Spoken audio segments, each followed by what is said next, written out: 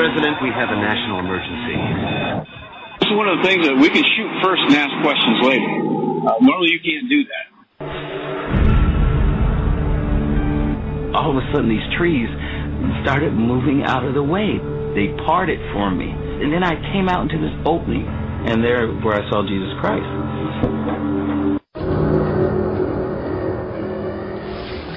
Back in 1927, an American socialist, Norman Thomas, 6 times candidate for president on the Socialist Party ticket, said the American people would never vote for socialism.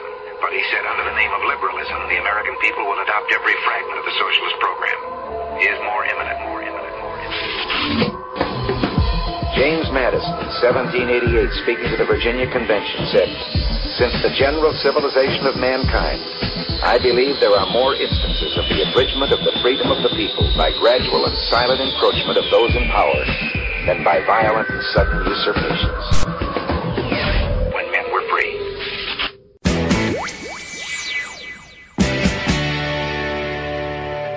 Broadcasting live from a secret location buried deep below the earth, you're about to make a connection to the signs of the times. W. Dean Shook is live on the air right now.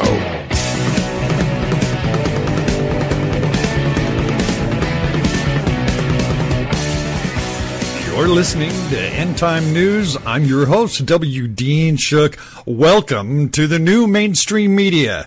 And let me say welcome to all of our listeners on the iHeartRadio network, the Spreaker Radio network, the Blog Talk Radio network, our regular broadcast affiliates across this country and around the world. Welcome to the Truth in the News. I'm happy to be here with you today. We've got an exciting program because I'm going to introduce to you a little bit later in the program something that I'll bet most of you didn't even know about. That was the 2030 Agenda. Now you're saying, what is that? Well, you're saying that because nobody seems to want to cover this. I'm going to give you the scoop on this. This is Agenda 21 on steroids that's being introduced this coming September, and the Pope is flying in to kick it off. Interesting, and we'll get to that a little bit later in the program. But first of all, we're going to talk about the economy because it seems that the establishment media doesn't really seem to want to talk about the economy. The new mainstream media is all abuzz with everything about the economy. I'm going to follow suit. But first, I've got something I have to report. According to Town Hall, Obama finally agrees to secure the border. About time, right? Well, for years, the security of the southern border, even the northern border of the United States, has not really been on the radar of the federal government. However, with the Obama administration, it's that they're complicit in bringing illegals into the country and not following immigration law. Well, take comfort in the fact that the Obama administration has finally decided to secure the border. But wait, it's not our border. It's the border of Turkey. President Obama finally understands that a sovereign country needs to have a secure border in order to protect its citizens. The problem is, it's not ours, it's Turkey's. Obama wants to, quote-unquote, stem the flow of foreign fighters. And that's an admission that securing the border does indeed help protect a country from terrorists. Well, Obama and Turkey's Prime Minister, Tayyip Erdogan, are best buddies. Erdogan is an Islamist who's a staunch ally of the Muslim Brotherhood and supporter of former Egyptian President Mohamed Morsi. Well, the Muslim Brotherhood is essentially the mothership of Sunni Islamic terror groups. Erdogan is also not a friend to Israel, given how he has condemned Israel's actions against Hamas, even though Israel was acting in self-defense, and has referred to the Israeli government as Nazis. What's particularly disturbing is that despite their denials, Turkey is providing aid to ISIS. There's this report that Erdogan's daughter is working as a nurse to heal wounded ISIS soldiers. And last year, Turkey's foreign minister defended ISIS from charges of terrorism. Yet, we're helping this government? As Judicial Watch reported back in April, there's a plethora of evidence that points to the fact that the Islamic State is active near Juarez, Mexico, which is right on the border. In fact, Judicial Watch reports FBI supervisory personnel met with Mexican Army officers and Mexican federal police officers. However, The watchdog group also pointed out the FBI liaison officers regularly assigned to Mexico were not present at the meeting, and conspicuously absent were the representatives from the Department of Homeland Security. Now, though the U.S. and Mexico deny the presence of Islamic jihadists in Mexico, the evidence abounds that they're there, including the rapid deployment of FBI brass in the aftermath of Judicial Watch's report. And a Mexican Army field-grade officer and a Mexican federal police inspector were among the sources that confirmed to Judicial Watch that ISIS is operating a camp just a few miles from El Paso, Texas. Now, we already know that this administration has aided and abetted Mexican drug cartels in illegally gun-walking thousands of guns across the border, which have been used to kill hundreds, if not thousands, of Mexicans, and at least 2 federal agents, Brian Terry and Jamie Zapata. We also know this administration is the one that gave rise to the Islamic State and has funded, armed, and trained them with taxpayer dollars. These are America's enemies. I don't know about you, but where I come from, we call that treason. And I had to report that before we started on this economic news. I've got about 3 stories here that I'm going to report to you from credible sources about this coming economic collapse. Now, I know that the establishment media is not touching this. They are saying everything is fine, that the economy is fine, that we're a growing economy, everything is just great.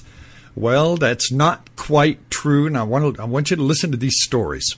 As reported by the economic collapse, 23 nations around the world where stock markets crash are already happening. You can stop waiting for a global financial crisis to happen. The truth is, it's happening right now. All over the world, stock markets are already crashing. Most of the stock markets are occurring in nations that are known as emerging markets.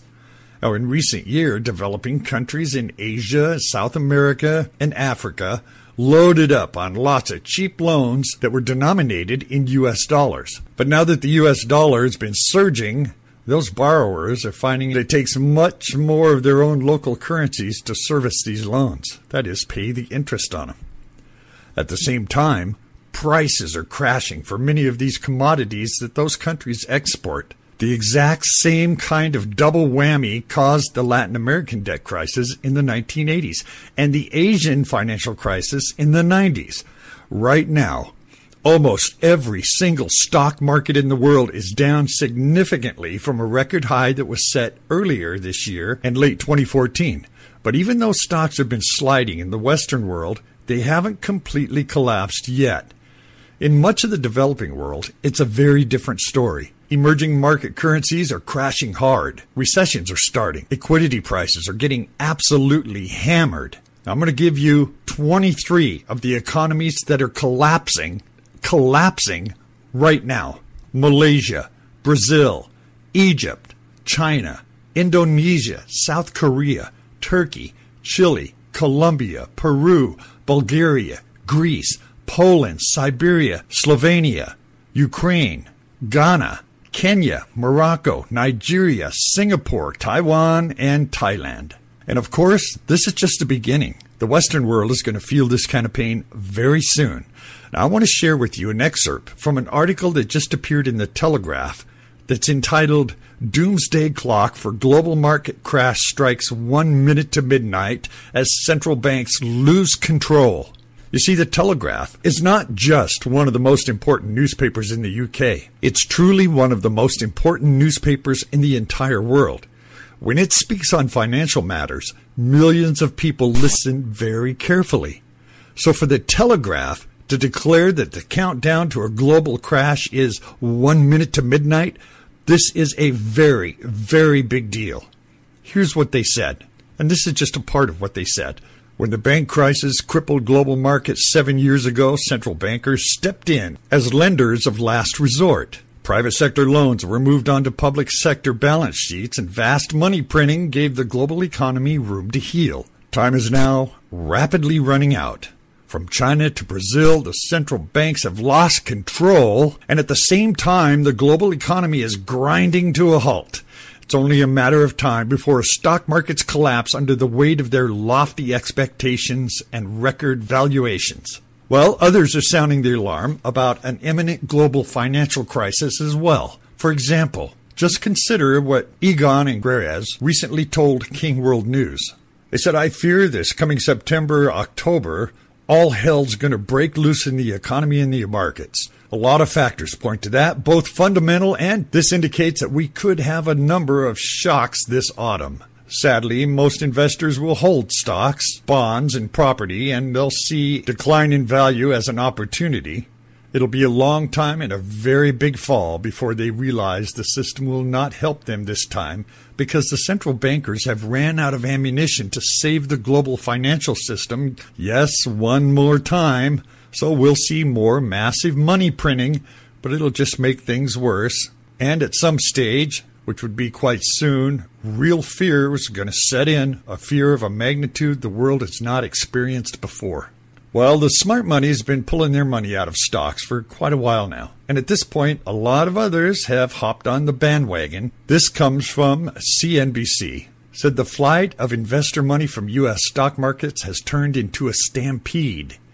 In fact, the $78.7 billion leaving domestic equity funds have been worse in 2015 than it was during the financial crisis years, when the S&P 500 tumbled some 60%. According to data released by Morningstar, the total is the highest since 1993. They say domestic equity funds surrendered $20.4 billion in July alone and have seen $158.6 billion in redemptions over the last 12 months.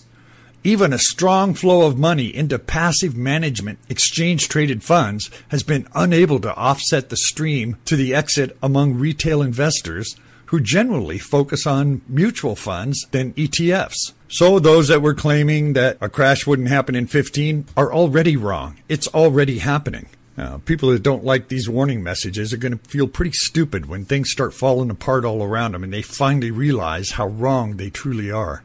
I got a couple reports here that kind of combine together. It's from DC Clothesline and the End of the American Dream. It says, why does Russia media seem to be far more on the ball than the establishment alphabet media? Could it be possibly that Russian reporters have more freedom to talk about important issues than reporters that work for the major corporate conglomerates in the United States? Well, of course, the Russian media is far from perfect. They put out pro-Russian propaganda just like the U.S. media puts out pro-American propaganda. But you have to admit that we can find Russian news sources who are willing to tackle controversial issues that the establishment media in the United States won't touch with a 10-foot pole. This includes the critical events that are coming up this September. I'm going to tell you about it right now because I'm not part of that establishment media. That's what makes us the new mainstream media. So even after everything has been said and written in the new mainstream media about what's going to happen during September, most Americans are still completely ignorant about the history of changing events that are going to take place in the next month or two. First of all, the most important template for global governments that the United Nations has ever dreamed up is going to be launched at a major conference from September 25th to September 27th. The launching of this new universal agenda is such an important event that the Pope is going to be traveling to New York City to give the address that will kick off this conference. The new plan is known as the 2030 Agenda, and it's being called Agenda 21 on steroids. This is one of the most significant steps toward global governance in the history of the world. Yet, the establishment media in the United States is saying virtually nothing about this. Not a word.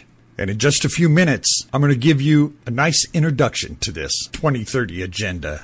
Now, even though articles and videos and programs like End Time News that discuss all of these things, the establishment media in the United States has been strangely silent about all of it. Fortunately, there are international news sources out there that are willing to address these topics, and some of them happen to be in Russia. Sputnik News is actually fully owned and operated by the government of Russia. Sputnik News is willing to address many things that the corporate-controlled media in the United States simply will not touch. For example, the following from a recent Sputnik article about the financial crash that's coming this fall. the founder of Trends Research, who predicted the panic of 2008, believes that soon we will witness the crash of a global stock market and predicts the economic earthquake that will send reverberations around the world. Well, RT is another Russian news outlet that I find to be superior to U.S. news organizations in a lot of ways. Well, in one recent article, RT was even willing to discuss the coming end of the biblical Shemitah in September of this year, which, really doesn't surprise me that much because, a lot of people don't know it, but there are a lot of Christians in Russia. So to talk about the Shemitah is not really that unusual from RT. But indeed, the hysteria over the next month has reached such a fever pitch that even seasoned experts are cracking open their dusty Bibles for signposts. Well, the 7th year of the biblical agricultural cycle, as set down in the Torah, just happens to fall on September 15th of 2015. This is a real millennial event. With the so-called tetrad, or blood moons, 4 consecutive lunar eclipses, all falling on Judaic religious days, for the people who track these kind of astrological occurrences, a number of major events have occurred at the end of this 7-year business cycle, as it's commonly known. Judaically, it's called the Shemitah. In 2008, for example, the world suffered its worst financial crisis in decades, while in September of 2001, the United States experienced the worst ever terror attack in its history, as well as a massive sell-off of Wall Street markets when they reopened on September 17th. So whatever the case may be, Americans, increasingly wary of the weak underbelly of their economy, are gearing up for fireworks in September. But even if nothing happens, all of the prepping and stockpiling, much like the run-up to the overhyped Y2K non-event, it will certainly boost economic performance across the board. So there's nothing wrong with being prepared, even if nothing happens. But if you can believe it, even Pravda has talked about what's coming up this September. Now, Pravda was regarded to be an official voice of the evil empire, and whatever Pravda reported back in those days was generally thought to be pro-Soviet propaganda.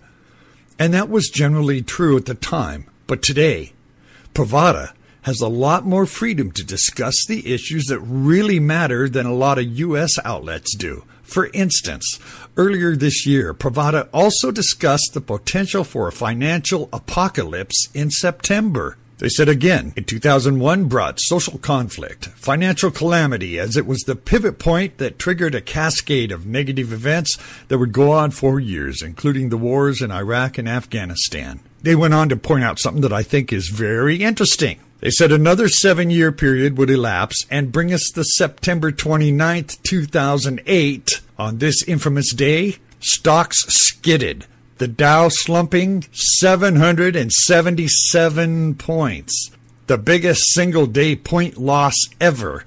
Approximately $1.2 trillion in market value vanished in a twinkling. Now notice this happened on September 29th, 2008, and the crash was 777 points. Now, some of you know what that may mean. And again, 7 years to the month, exactly from the 2001 crash. But apparently no one noticed this pattern because the financial elites never mentioned it. So from September 29th, 2008 to September 29th, 2015 is 7 years and the end of the Shemitah year. And with all of this being said, I had to throw this one in there, and I'm going to be brief with this. There's a WND report that says Hamas has accepted terms of an 8-year truce with Israel. Out of Tel Aviv, Hamas political leadership tentatively agrees to a term of 8-year truce with Israel, according to sources within Hamas.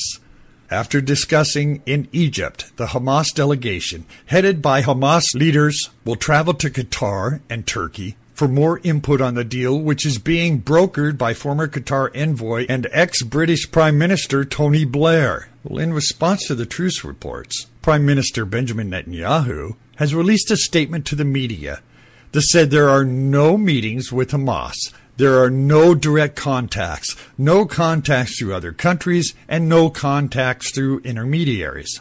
The statement, however, did not confirm or deny that truce proposals are in the works. So think about this.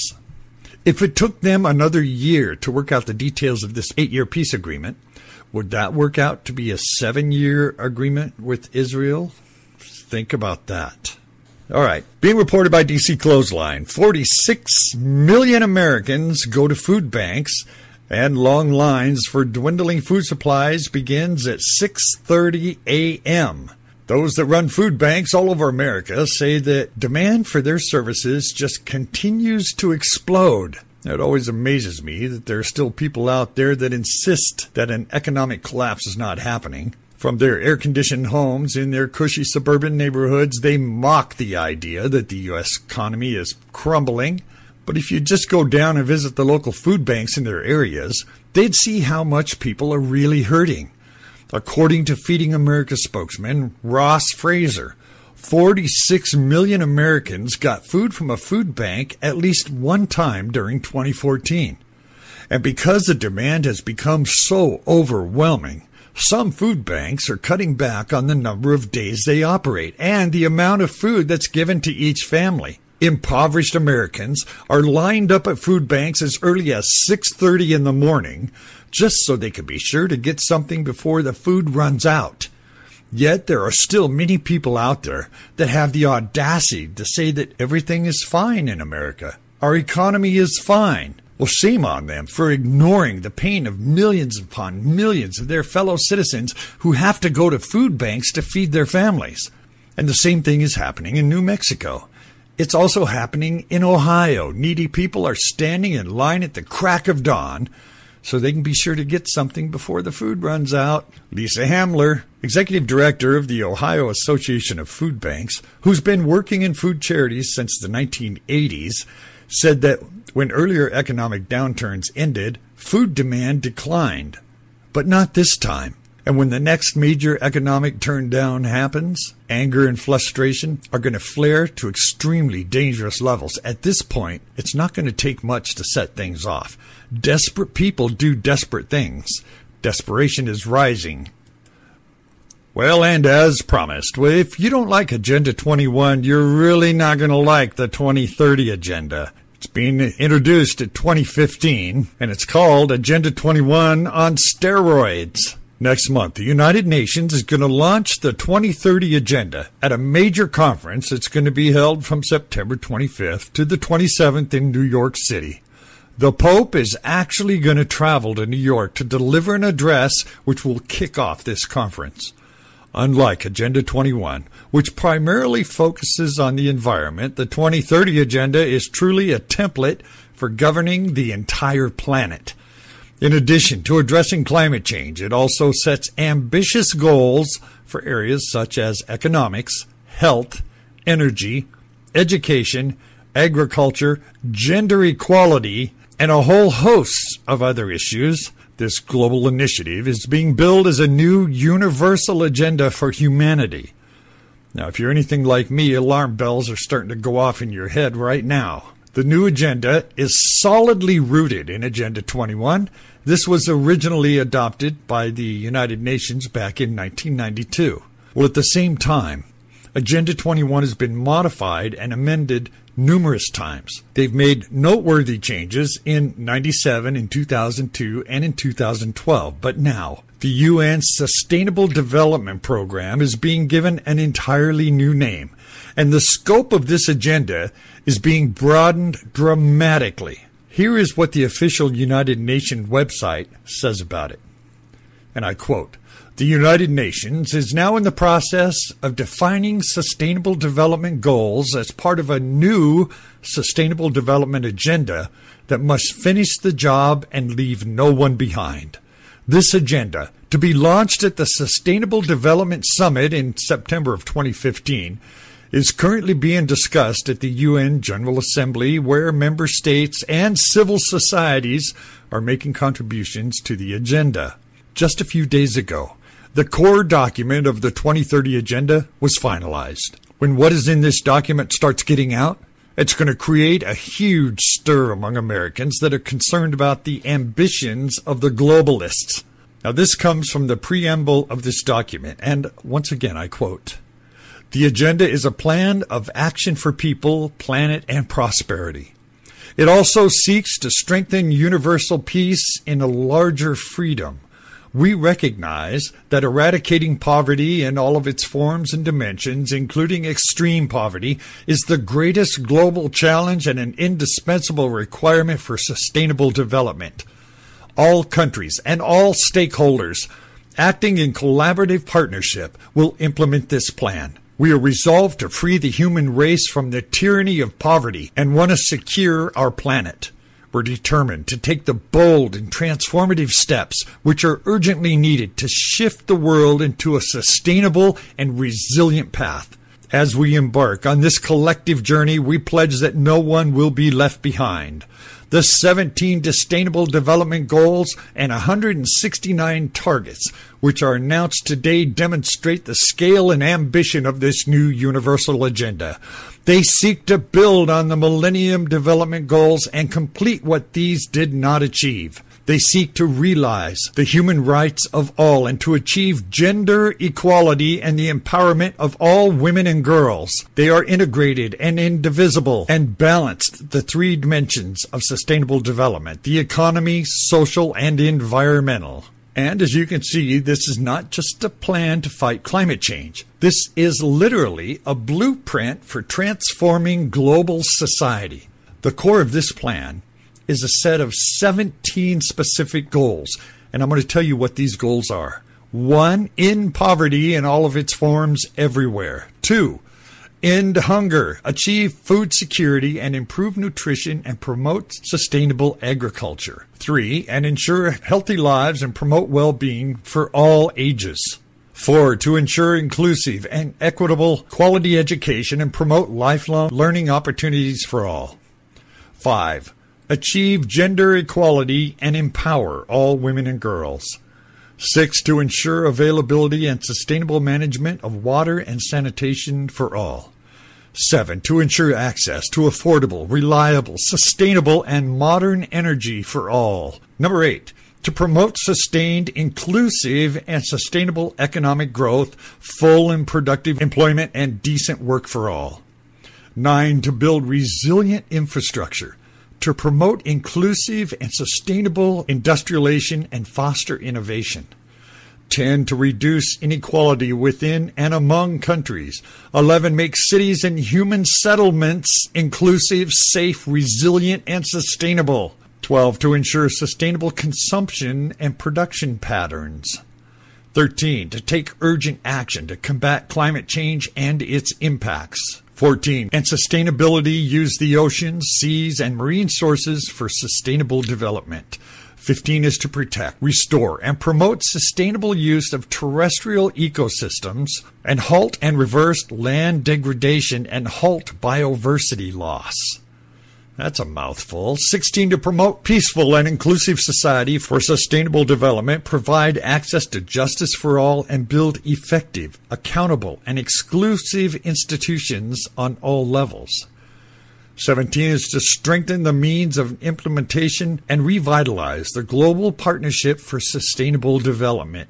Now, many of those sound very good. After all, who wouldn't want to end poverty and halt biodiversity loss? But as you read through that list, ask yourself, what form of human activity would be excluded from it? Personally, I have a hard time coming up with much of anything. As I described earlier, the globalists want to use sustainable development as an excuse to micromanage the lives of every man, woman, and child on the entire globe. We're told that individual liberty and freedom are dangerous because when everyone just runs around doing whatever they want, it's bad for the planet. For example, one of the goals of the sustainable development crowd is to push the population into giant megacities and to allow nature to recapture much of what has already been settled by humanity. Eventually, the globalists want to fundamentally transform virtually everything about our society. This includes our economy, our government, our entertainment, our social interactions, our families, and even our religious beliefs. So don't be fooled by all of this nice language. This new universal agenda is far, far more dangerous than Agenda 21 ever was. And it's a giant step forward into a one-world system that's governed by bureaucratic control freaks. We will talk more about this in future programs. I'm going to take a short break here, but when I come back, I'm going to report again. The White House is holding federal funds hostage. I'll tell you how. A judge seals the file in a Somali-Muslim suspect's murder trial. Why are they sealing the file?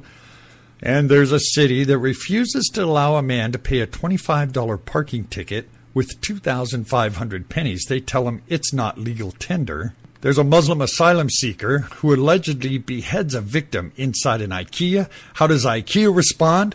They stop selling knives. And much more right after this short break. We'll be right back. You're listening to a global pioneer in the new mainstream media. End Time News with W. Dean Shook. Your connection to the signs of the times. We have assumed control. We have assumed control. We have assumed control.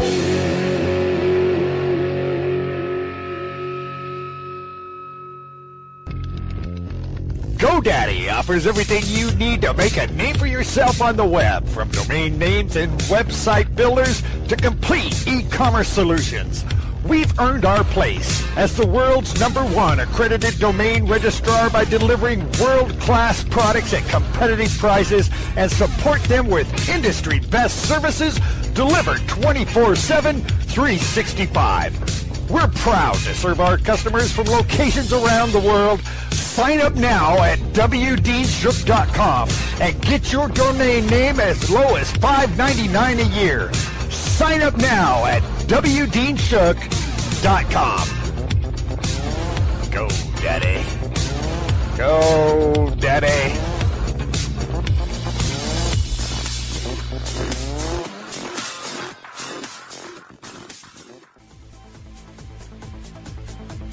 Hi folks, have you noticed the federal government and police departments are using drones for everything? Drones are expensive. They're hard to fly.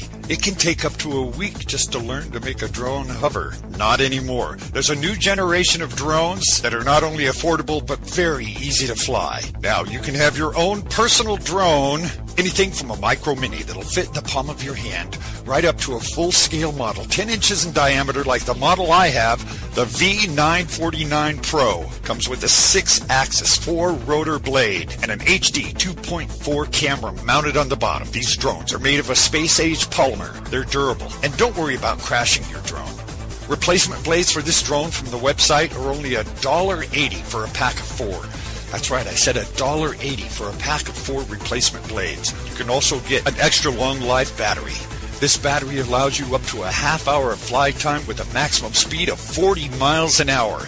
Have your own personal drone, and you can get all of this for under $70. If you go to the website, wdeanshook.com, and click on the banner on the webpage, you can get from 7 to 22% off your personal drone. It's shipped as a kit. You can be up and flying your own personal drone with an HD camera within a half hour. Come to the webpage, wdeanshook.com. Click on that banner and get your discount today. wdeanshook.com.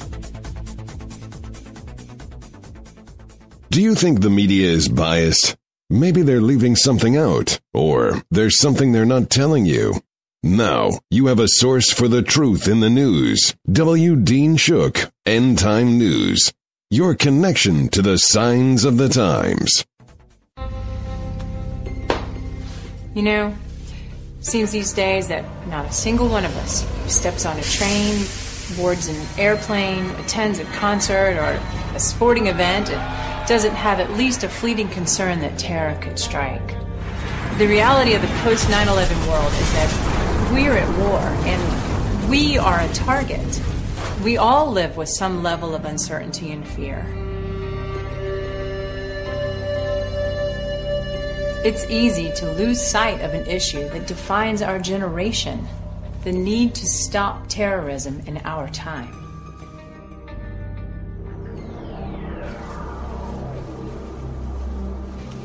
Our president apologizes for America, and he's made it clear that the era of American exceptionalism is over. He campaigned on closing Guantanamo and trying terrorists in civilian court. On his second day in office, he stopped enhanced interrogation and he closed down the black sites. You know, where we got the intel that ultimately led us to bin Laden.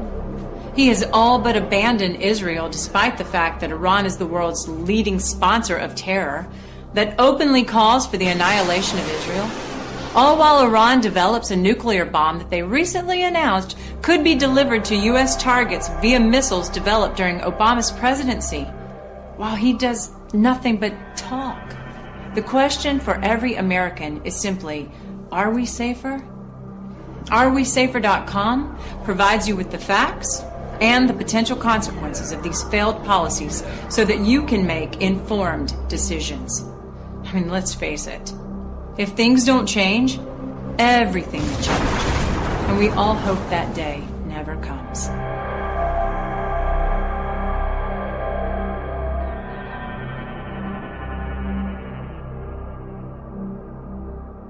You for allowing me that break. Once again, the White House is holding federal funds hostage if the states don't comply with what they want. Obama administration threatens states attempting to defund Planned Parenthood. Now listen to the hypocrisy in this.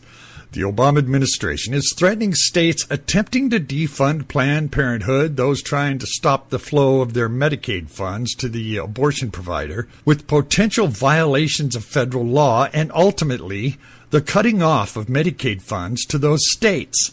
Following the release of investigative videos exposing Planned Parenthood's practice and the harvesting of the body parts of aborted babies for potential sale to biomedical companies, Alabama, Louisiana, New Hampshire have canceled their Medicaid contracts with Planned Parenthood. This according to CNSN News. Other states are in the process of considering similar action. Well, in Wisconsin, for example, State Representative Andre Jack is attempting to address all the layers of government funding of Planned Parenthood that are under control of his state in several pieces of legislation. While Governor Scott Walker and the state legislature have redirected about $1 million annually from Planned Parenthood to a women's health block grant, the abortion giant's affiliate in Wisconsin still receives $15 and $16 million in taxpayer money annually, mainly through Medicare and Title X Family Planning Fund. Well, the Centers for Medicaid and Medicare Services,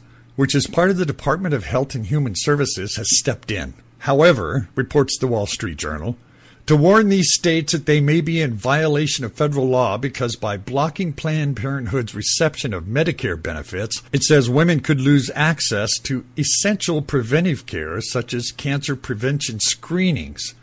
Well, in an HHS guidance document from 2011, the Obama administration said states are not allowed to exclude providers from Medicare solely on the basis of the types of services they offer. According to the WSJ report, should the states continue to block Medicaid funding to Planned Parenthood, they can request a hearing to settle the matter. However, should the conflict continue, CMS could cut Medicaid funds to that state. The Obama administration threatened to cut off funding several years ago from Texas when former Governor Rick Perry redirected federal Title X funds to family planning centers in his state that are not affiliated with Planned Parenthood and other abortion providers. When Perry prohibited funding for low-income women's health centers to go to Planned Parenthood, the Obama administration argued the action was a violation of federal law and threatened to cut off Medicaid funding. Well, undaunted, Perry decided to fund the low-income women's health program completely with his state's own money. Now, President Obama is known champion of Planned Parenthood, the nation's largest abortion provider. In April of 2013, he was the first sitting president to deliver an address to Planned Parenthood, which was founded by eugenist and racist Margaret Sanger. He promised to stand with the organization against what he described as efforts to turn back the clock to policies more suited in the 1950s than the 21st century. After praising the organization for its 100-year existence, Obama told Planned Parenthood, "God bless you for killing these unborn babies." Well, and how does it work that he's after somebody for violating federal law, but he lets the sanctuary cities, which are also violating federal law, go uncontested? Not sure how that works. Well, and here's another case of the government dictating to us what's good and what's not. There's a judge that has sealed a file in a Somali-Muslim's murder trial. Authorities in Portland, Maine have arrested 3 Somali-American men in connection with the brutal killing of a man inside his apartment, then moved quickly to seal the case from public view. Police arrested Abil Teshom, 23, Mohammed, 36, and Osman Shaikh, 31, on Thursday. All 3 are charged with the murder of a 49-year-old healthcare worker, Freddie Akoa. Police have provided almost no information on the killing. Not the case of the death, not the cause of the death, not the type of weapon used, or any possible motive for the killing. They even refused to release prison mugshots of the suspects. The Associated Press and local TV stations failed to identify the 3 suspects by their country of origin or race. Akoa was found dead in his apartment at 457 Cumberland Avenue on Tuesday, and it was revealed at a court hearing Friday that he had been dead since Sunday. He lived alone and, according to his Lycan page, worked as a hospital and healthcare professional in the Portland area. Police said all 3 suspects were arrested on unrelated charges and placed in custody Wednesday and Thursday when they were charged with Akoa's murder. Osman Sheikh, 31, of Maine, is one of the 3 suspects charged with the murder. WND found a mugshot of a man named Osman Sheikh on an online police mugshot site that matches the age and place of residence of the Osman Sheikh who was arrested. Akoa was found dead about 12:15 p.m. Tuesday by an apartment manager after his mother called police and requested a check on his well-being. Police Chief Michael Sashik, he said the killing wasn't random in nature, indicating the alleged killers knew their victim. The U.S. State Department, in cooperation with the United Nations High Commission for Refugees, has sent 1,379 Somali refugees to Maine since 2002, 1,010 of them going to Portland. Now, according to the State Department Refugee Database, records prior to 2002 are not kept online, but the UN has been sending Somali refugees to the United States since early 1990s with the full support of the U.S. Congress, despite the fact that hundreds of them have been turned out to be jihadis or criminals.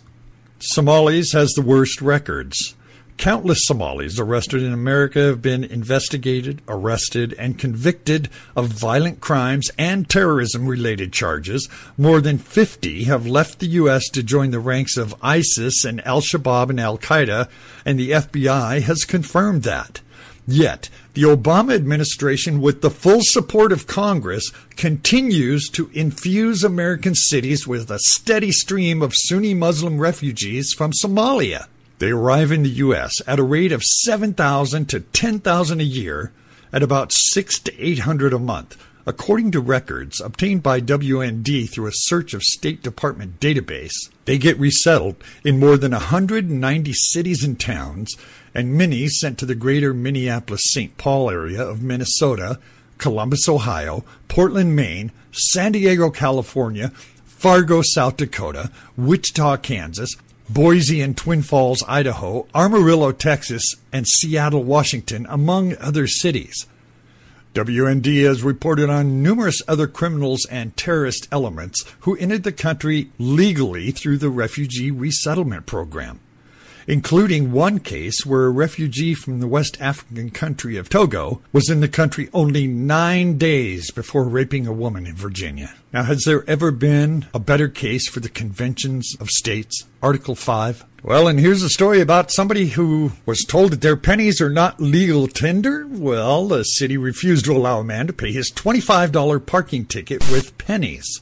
Since when are pennies and nickels not a form of legal tender in this country? Our Fed fiat money is still money. We aren't a fully cashless society yet. Justin Green, a Pennsylvanian, who attempted to protest what he felt was an unfair $25 parking ticket by paying for it with 2,500 pennies in Chambersburg, was told he couldn't because federal law says the coins aren't legal tender. Well, Green reportedly got the ticket for parking on the wrong side of the street for 10 minutes when he went back to a job site to pick up some tools he left behind. To protest what he felt was an unfair situation, Green showed up to pay his fine with thousands of pennies, only to be told that federal law says pennies and nickels are not legal tender for transactions over 25 cents. Oh, wait, make that a repealed federal law from 50 years ago. The town official who told Green this was 100% wrong. The idea of coin not being legal tender in this country was long ago made irrelevant when the Coinage Act of 1965 passed. Regulations specifically that all U.S. coins, like federal notes, are legal tender for all debts, public charges, taxes, and dues. Well, regardless of whether or not Green deserves the equivalent of extortion for how he parked his 10 minutes for that day, during which he claimed he did not inconvenience anyone anyway, is beside the point. According to Reuters, Chambersburg Borough manager Jeffrey Stonehill was forced to issue a press release admitting that they were wrong about the federal law and would have to accept change as payment in the future. Chamberburg is considering putting in a coin-counting machine, but tormenting a borough cashier rather than pleading not guilty to the offense in a court of law, which is his right, is not an appropriate protest, in my opinion, said Stonehill in a press release. Well, that isn't really any of Mr. Stonehill's business, how people pay for their tickets as long as it's legal tender for debts, dues, and taxes, now is it? I think that's a form of protest that would put a smile on my face. Well, the Truth Revolt is reporting that Sweden is protecting a Muslim asylum seeker after he allegedly beheads a victim inside IKEA. And how does IKEA respond? They just stop selling knives.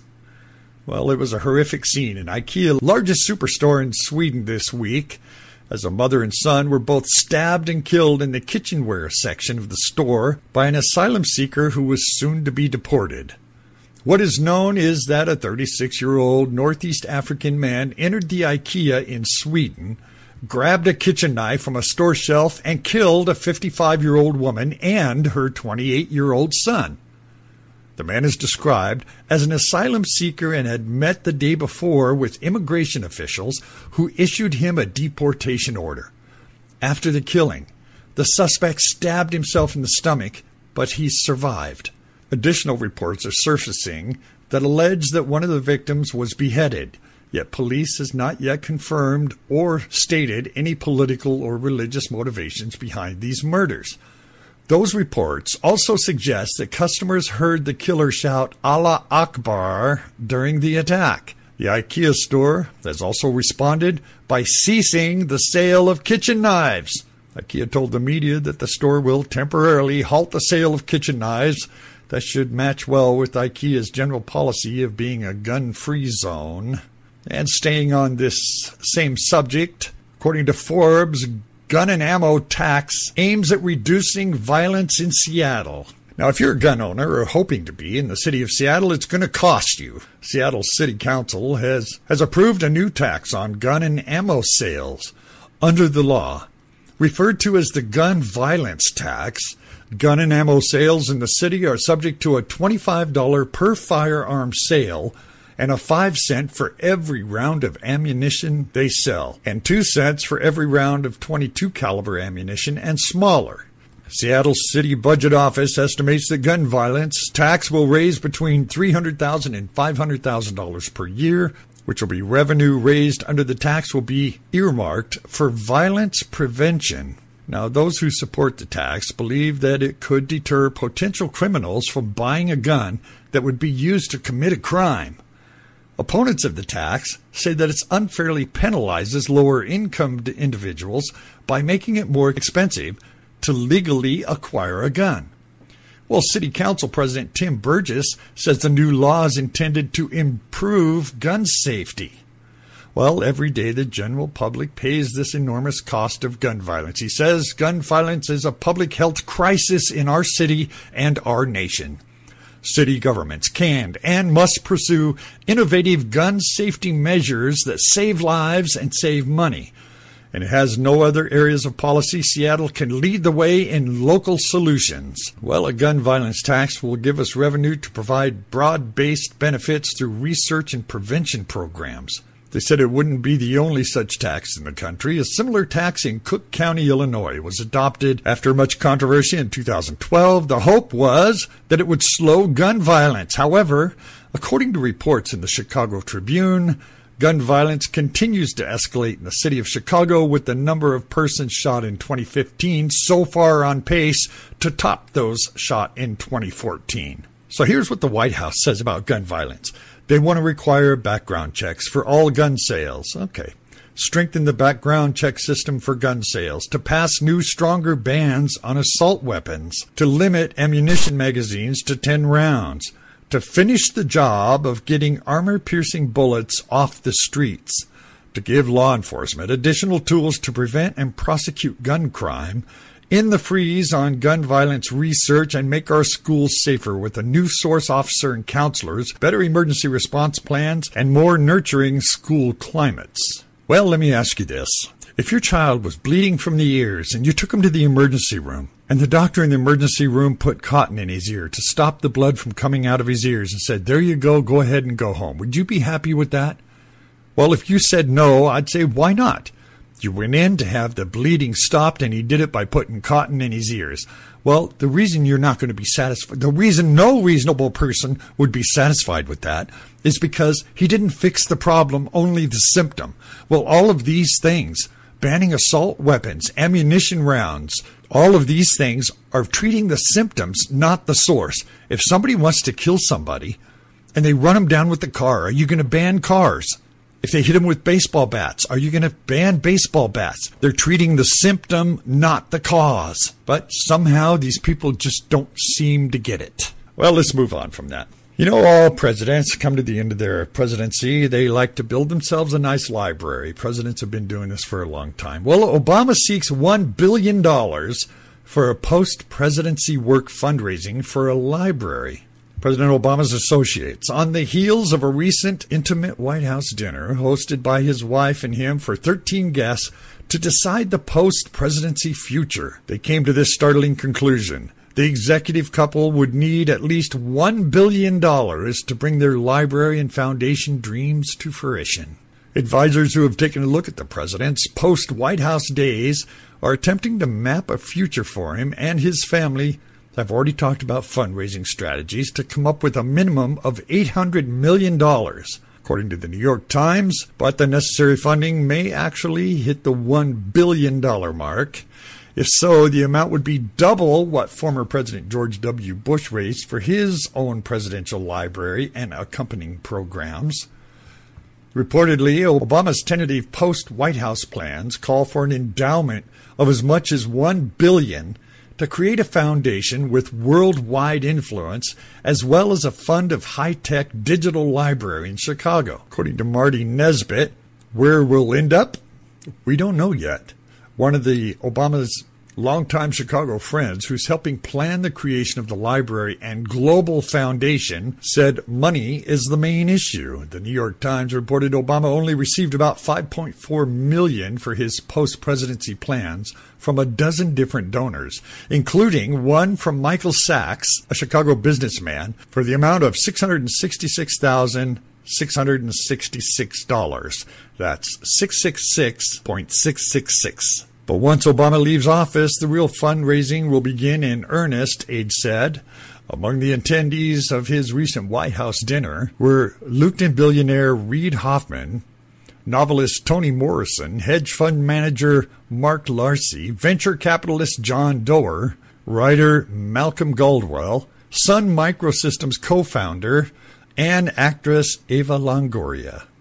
And the New York Times reported nobody was asked outright for donation to his library, but critics say the suggestion was implied because the main topic of conversation was Obama's future, which we know is what's really most important, right? Well, and I've got another story here.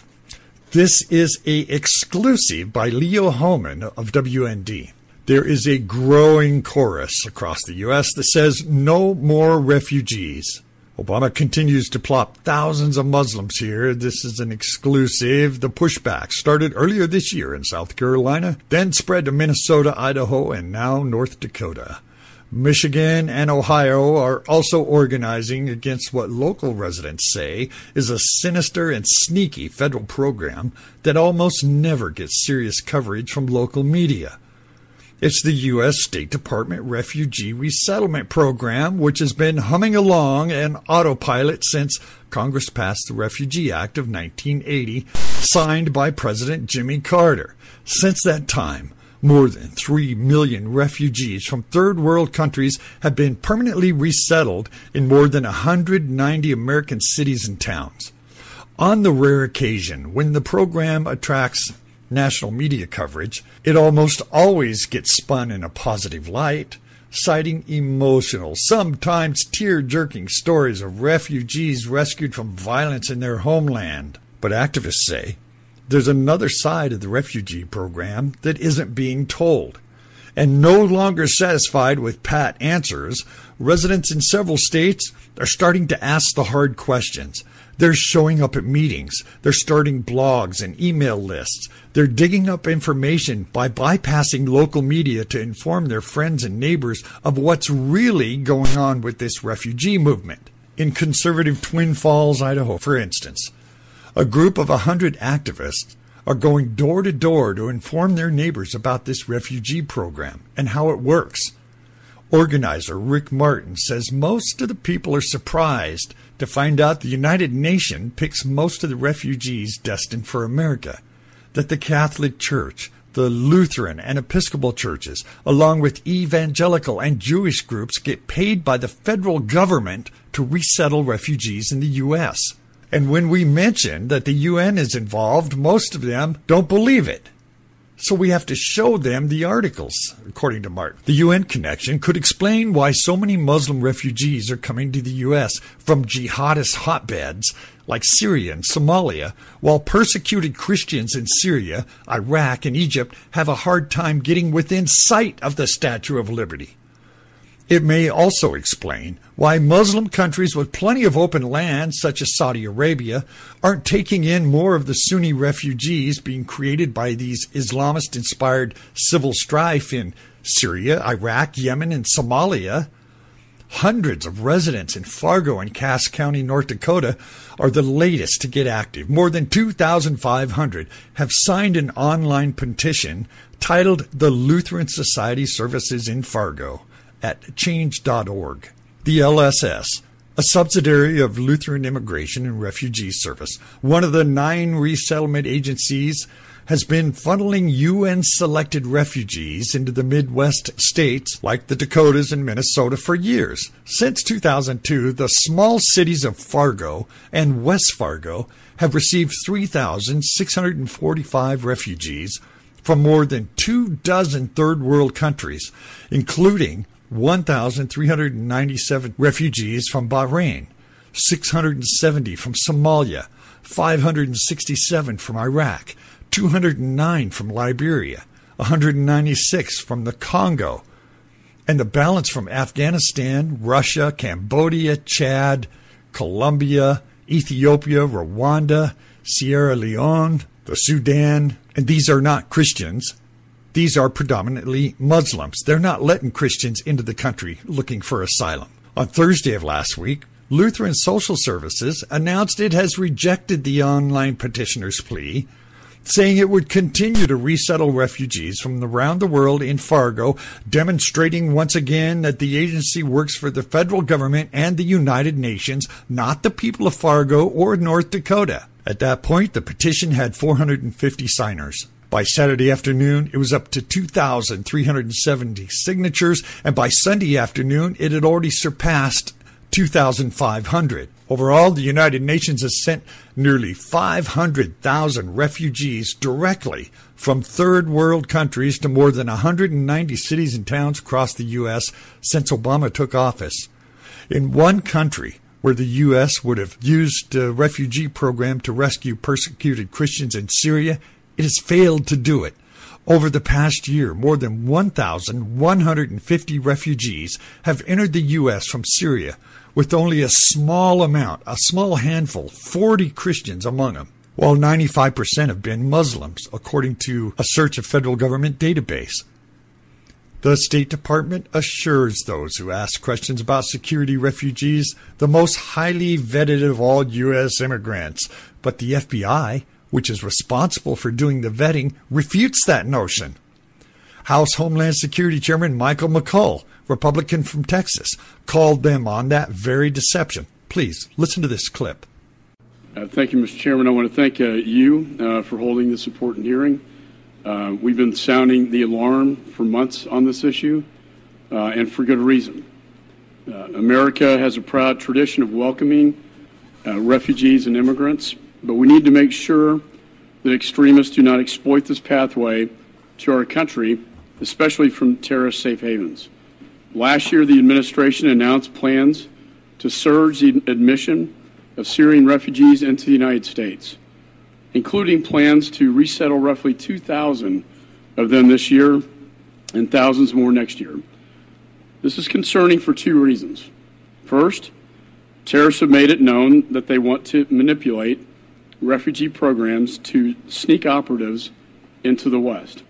Second, top national security officials have admitted that intelligence gaps in Syria will make it hard to weed them out of refugee pools.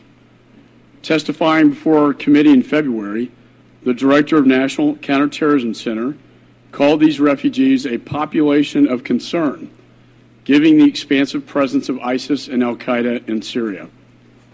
At the same hearing, the FBI's Assistant Director, Michael Steinbach, for counterterrorism, argued that identifying potential operatives will be difficult because, quote, our databases won't have the information we need, end of quote.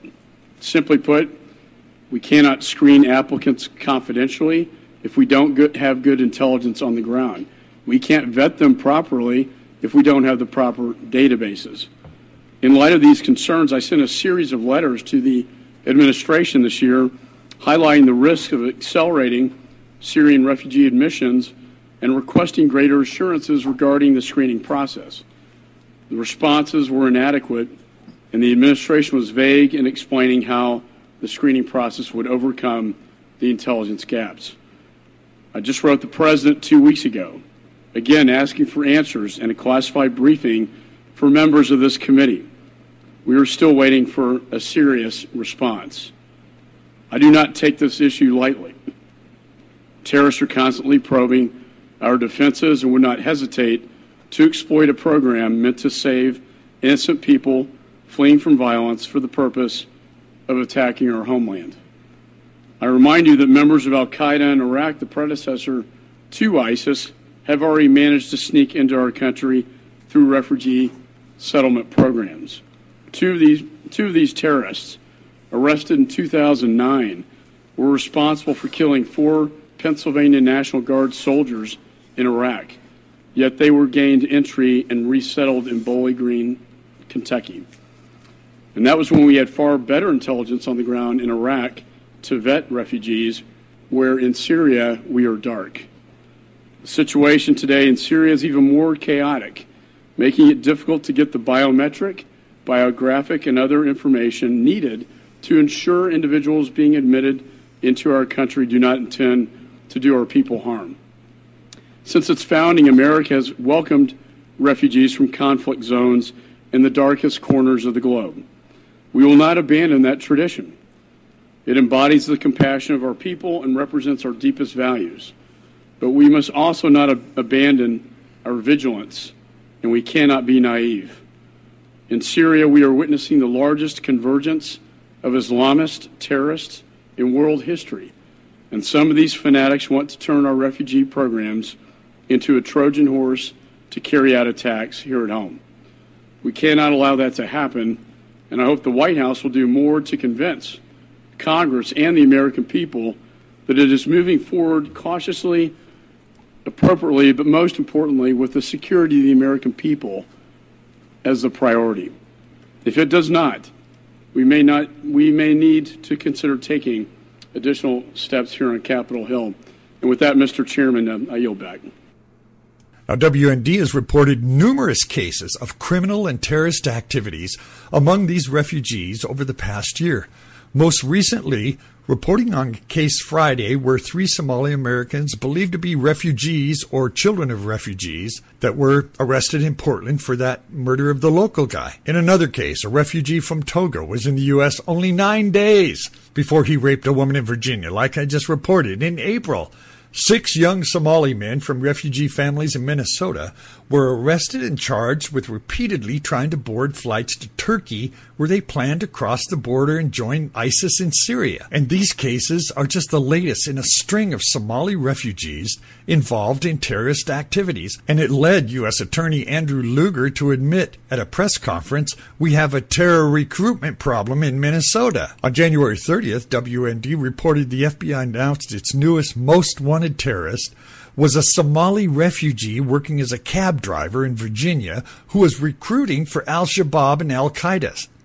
He reportedly left the country for Somalia, but has dual citizenship and could return to the U.S. any time. These are just a few of the cases involved of bad apples who got to American shores as either refugees or were born in the United States, children of refugees. There are dozens more of these cases, including one refugee from Uzbekistan who was convicted in Idaho last week of planning attacks against U.S. military installation. And thank you for allowing me to bring you the truth in the news. And don't forget, you can download the End Time News Radio app for your iPhone or your Android, available at Google Play or at the App Store on iTunes. And if you don't want to go looking for it, you can always visit the webpage at wdeanshook.com, where you'll find a link for the End Time News app right on the webpage. And as usual, when the dust settles and the smoke clears, I'll be back with more truth in the news. Thank you. You can get these full stories and more at wdeanshook.com. That's wdeanshook.com.